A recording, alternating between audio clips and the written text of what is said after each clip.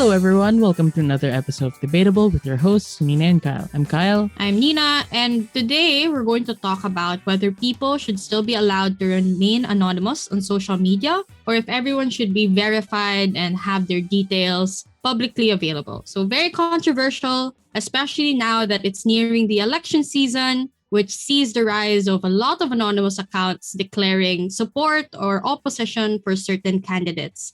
But before we get into that, we have a few things we want to announce, a few very exciting things for what comes next for Debatable with Nina and Kyle. I guess the first and most important one would be Magiting Cup 2021, a tournament Kyle and I are helping to organize. Yeah, we're organizing it together with Debaters for Lenny, which is an ally group for Dapat Si Lenny. But what this tournament is really about is to get people to register to vote. So that's the reason why, number one, it's free. And I want to emphasize that it's free. Number two, we have cash prizes. And number three, we have a separate break category for new voters this coming elections to communicate that showing up to vote, expressing yourself through the ballot is an act of heroism in and of itself because you're actively helping shape the future of our country. And I think that regardless of where you fall in that, in politics or whatnot, that is something that everyone should be able to get behind. So that's what we have for Magiting Cup. It will be held August 28 to 30. So the final round will happen on National Heroes Day because that's what our new voters are. Essentially, they are new heroes for us. And we have a great ad score. You can look it up at facebook.com/Magiting Cup. We'll also link the details in this episode along with the tweets surrounding this episode so you know how to register, as well as more details on the tournament. Or if you want to donate, you can do that as well, and we'll give you avenues to do so. Yeah. The second thing that we wanted to talk about is a new show that we're having. Well, it's not really a new show, a separate thing, but it's like a new kind of episode that we're going to be doing weekly where we basically discuss what happened over the past week.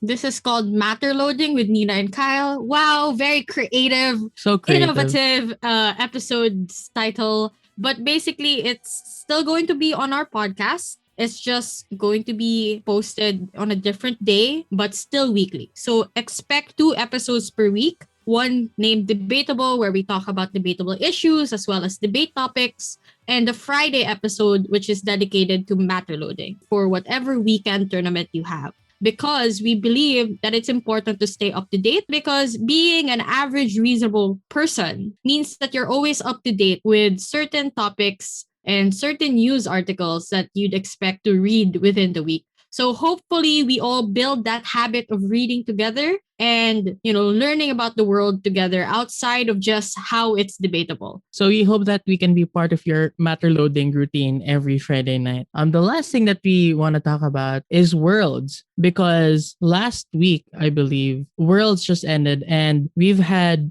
Worlds just ended. Woo, how scary. The Worlds Universities Debating Championship ended and we've had a historic run as a Philippine contingent. We've had 2 teams in the English as a second language category grand final. We've had a Filipino representative in the public speaking tournament. We've also had a Filipino team in the Masters Cup. And in fact, those latter 2 actually ended up winning their respective championships. And perhaps most historically, we've had 2 Filipino teams reaching the Open Grand Final, which is something that no Asian team, to my knowledge, has been able to do for the past 40 years. And all of a sudden, 2 teams did it from the Philippines in the same year. So I think a question that we need to ask ourselves is, what do we take away from this? Because obviously this is a huge, huge achievement, not just for Ateneo, but for the entirety of the Philippine contingent. So the question now is, how should people take this? Because everyone is proud, everyone is inspired. But I've heard concerns about, does this mean that these particular debaters are so far out of our league? What is even the point of competing against them? And I don't think that's what people should be taking from this at all. I think what people should be taking away from this historic achievement is that anyone can do it. It takes a lot of work, it takes a lot of dedication, but it's not as far away as you would think. So weirdly enough, you see people getting the opposite idea where they look at this piece of news and they feel like it's so far away. But really, what people are supposed to get is that it's closer than you might think. Yeah, and I feel like everyone should be inspired, not just trying to be the same people they are, right? But just trying to be better than they were. Because these individuals who reach the grand finals of whatever category, these are people who've worked hard, right? It's while we always say debate is part luck, part skill, I would say that getting far in worlds is mostly skill. It's like going against the world, going against every single individual that's the best in their nation or the best in their institution. And we shouldn't see it as something intimidating, but see it as something inspirational. And we're fortunate. And I feel like that's the thing, right? We're fortunate that we get to go up against these people in our own local circuit. People would pay to go against these people. And you have the privilege of going against them in VIV, even if it's intimidating, even if they're gonna knock you out very easily, right? It doesn't matter. The fact is, you get to learn from them. You get firsthand experience of what it's like debating alongside these people. We need to appreciate the opportunities we have, as well as learn as much as we can given the proximity of these amazing people to our own circuit. But let's move on to the actual episode now because we spent a lot on that. Should people be verified on social media? If you're a sports fan, you might know about the Euros, a football tournament where Italy won over England last July 11. I remember in Visayas Intervarsity, I did the debate briefing and then I mentioned the Euros and people were like, huh, Euros? That hasn't happened yet. They were thinking about the debate Euros. I was talking about the actual sports Euros. Oh no.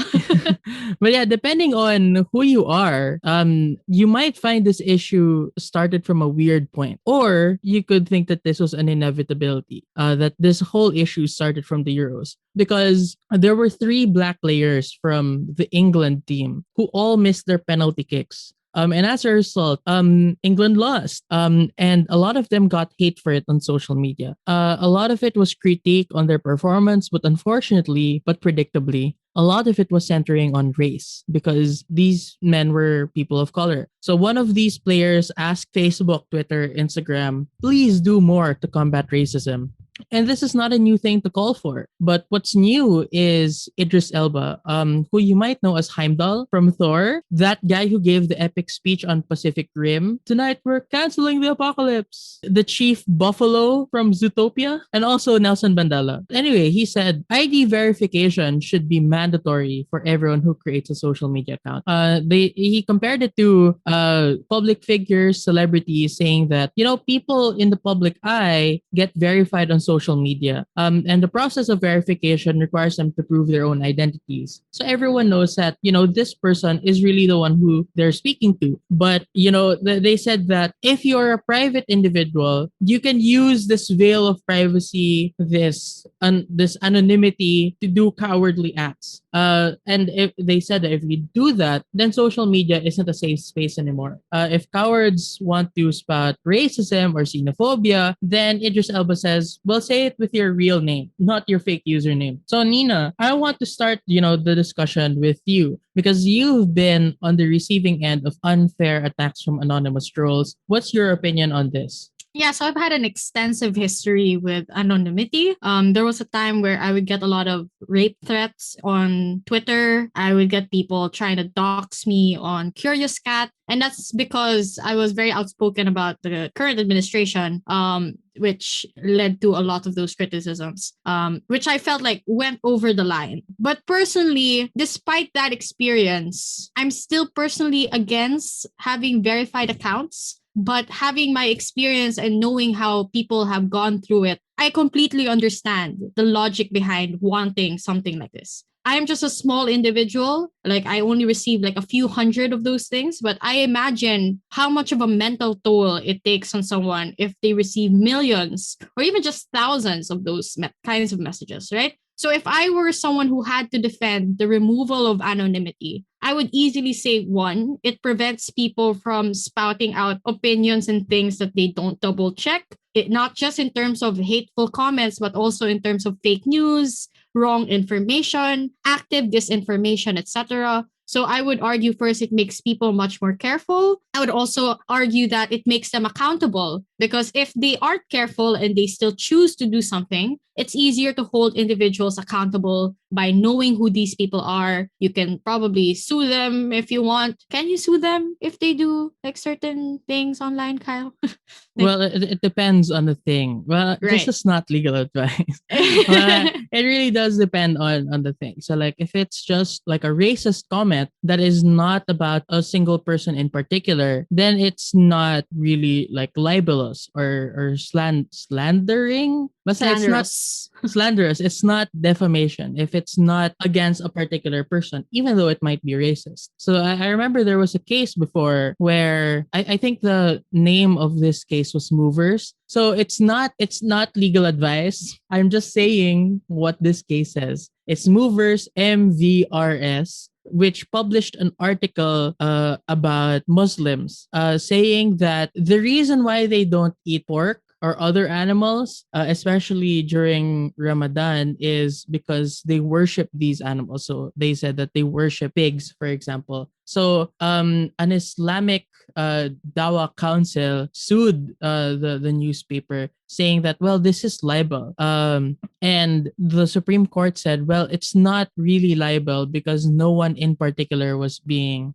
attacked. So even if it might be racist, they might not really get sued. So Mm. that's an issue that we have with our libel laws. But you can also say that it's not an issue because I am of the belief that we shouldn't have libel laws to begin with, or even cyber That's libel. another debate. That's another That's debate. another debate. But anyway, you may or may not get sued depending on Mm. what it is that you do or say. But if So it it is seems against an it individual, then seems it seems to need to be targeted, right? yeah, it does definitely need to be targeted. Again, it's not legal advice. I'm not telling you to, be racist online because as long as you're not targeting a single individual, that it's not, something that you can get sued for. There are probably in different jurisdictions, actual laws against hate speech in general, like Mm. discriminatory rhetoric, that kind of stuff. Yeah. So anyway, so the arguments I would run. So besides having them be more careful with what they post, besides having accountability, I would say the feeling of safety of people. Like even if there's nothing bad happening yet, or even if there are other ways to correct the wrong behavior of people, the sense of security someone has knowing that they're talking to a real person and knowing, for example, that something can be done if they are wronged upon is a great sense of relief. Like, I would personally feel that sense of relief if every single rape comment I received had a face behind it, because I know that I can probably protect myself by knowing who these people are, avoiding putting myself in situations with these people, etc. Right? But given it's anonymous, I always live with this sense of doubt. Like, it could be someone near me, could be someone I know, hiding behind some fake account with random numbers, saying that they want to do these certain harms upon me, right?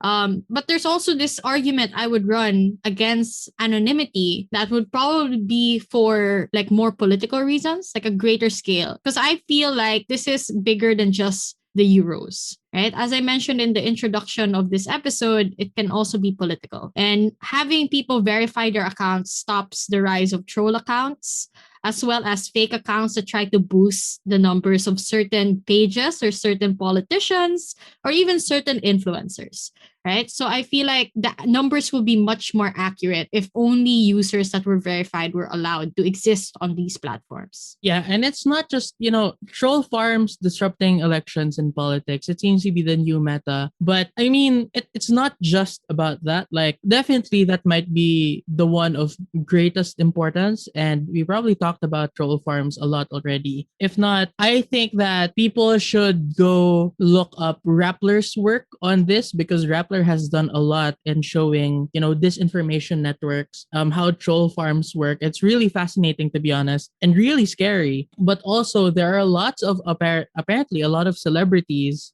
buy followers and have like bots create a lot of followers for them. So it's easier for them to manufacture this image that they have a great audience so that they can better market themselves to potential sponsors. So it's a lot of deception that happens when you allow allow this sort of anonymity or this sort of trolling to happen without any sort of accountability. But also, you could argue that, requiring verification is just an extension of what we're already trying to do as governments. So I mentioned earlier, right, libel, but in the online space, you have cyber libel and you have not just cyber libel, but cyber crimes. And cyber crimes, what we have as a system right now is if you commit these crimes on the internet, there is a cybercrime division within the police, and they can actually require internet service providers. Again, this is not legal advice, it's just what the law literally says. They can require internet service providers to retain some of the content data that people have. So, like, where did they go? What were they doing? Stuff like that.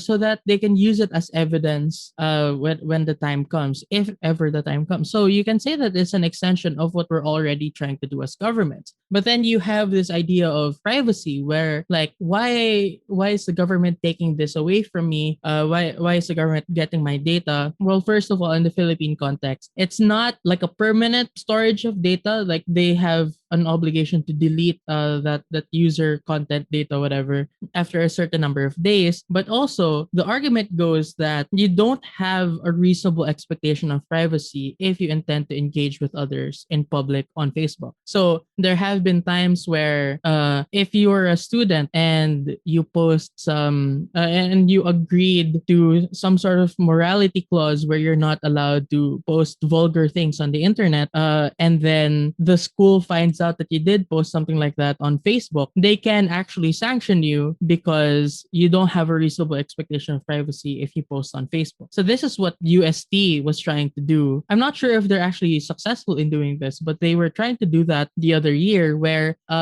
freshmen were supposed to sign a waiver where they basically said, we agree to not post things online criticizing the school or something like that. Yeah, so basically the idea here is you don't have a reasonable expectation of privacy if you're intending to engage with others in the public. But this is a debatable topic, really, because even if you see that there's a lot that you could gain from requiring verification, you also have this idea that, well, if trolls are your worst problem, then for the worst offenses of racism, the worst kinds of sexism, bigotry, etc., it doesn't really lessen the amount, because these people who are truly racist, truly xenophobic, truly bigoted, they don't really mind being linked to racism or homophobia, etc. So you could say that these attacks would happen regardless of whether or not they're verified. And, like, the main evidence of that is the most influential world leaders we have are not afraid to make these bigoted statements, and they get away with it. They even get celebrated for it. So you could say that it doesn't really lessen the amount. I suppose you can say that, it lessens the number of trolls because you can't just make troll farms anymore. But at the same time, you would think that,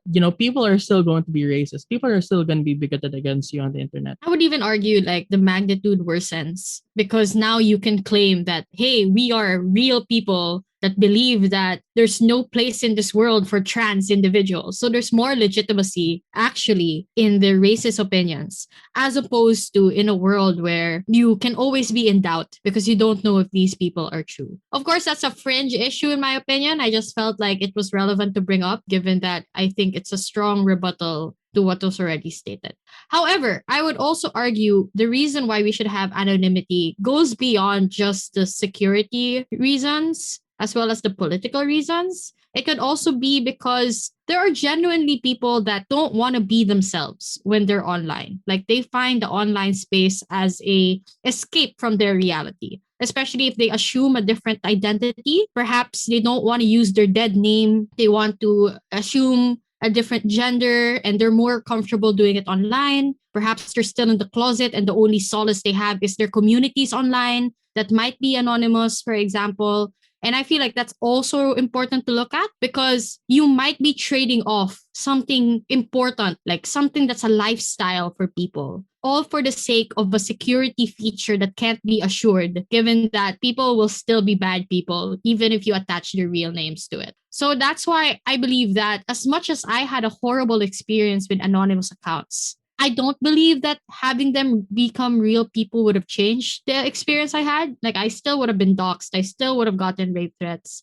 But I'm okay with that so long as I know certain people get to benefit from anonymity and they are using it properly for their own self actualization. Yeah, it's true. And you said that people want to escape reality. I think a gooder way to look at it is for a lot of these people, they are living their truths on the online space. So Mm. like if you are closeted, actually I've read that a lot of people they've used anonymity to actually explore their own identities in such a way that they do not feel judged. And that's the reason why you have the Outerverse, people exploring their sexualities in a way that makes them feel empowered, makes them feel like they're part of community. That like if you do it on their main accounts, they would get judged, right?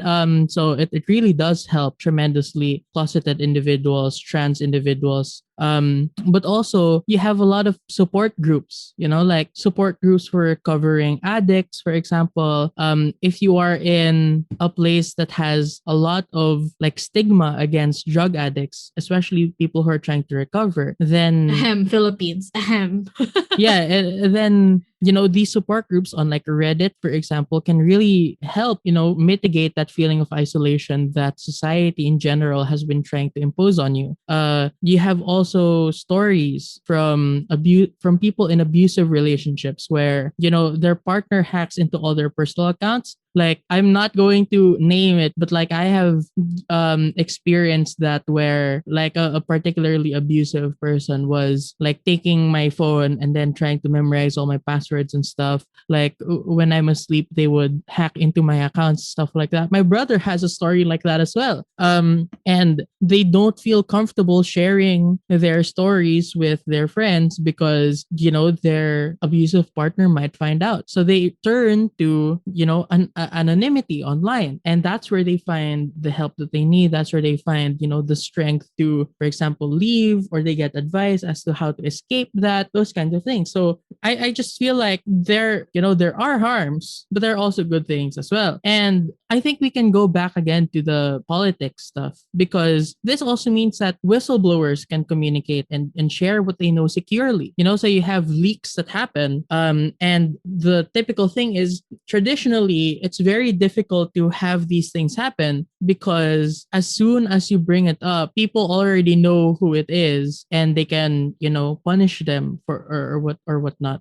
So being able to communicate and share what they know securely protects a lot of these really good whistleblowers. In places where access to reproductive health is outlawed, anonymity can help women access these health services. Activists can organize with less fear of surveillance if they have anonymity, so they can actually like organize better. And if the problem is, you need not the problem, if the policy or whatnot is in order to get verified, you need a government ID. Well, think about the fact that in many countries with troll farms, it's the government that actually, funds these troll farms. Then, it might be very easy for these troll farms to get around that verification system because the government is on the troll farms' side. Isn't that also a thing where dead people end up voting still? What do you call that? There's like a political term for it, I believe. Yeah, I think you call that ghost districts. Yeah. Yeah. So like people end up voting, and that's because the government controls it. So if the government gets to control who is verified and who isn't, then the harms will still happen. I think I also realized another argument you could run, that this is anti poor, right? Because not everyone can afford to get verification documents. Like there's a large barrier to entry, like I would say, right? Yeah, definitely. Like, I not really just anti-poor, but also like in a lot of countries, the process of getting these verification documents is very difficult. Like getting Philippines. getting an ID here in the Philippines is a nightmare. So like, Oh my god. I can't. Don't get me started. Don't even get me started. Like my passport is expired. Same. Like I don't have any other government ID. They're not issuing voters IDs anymore. By the way, register to vote.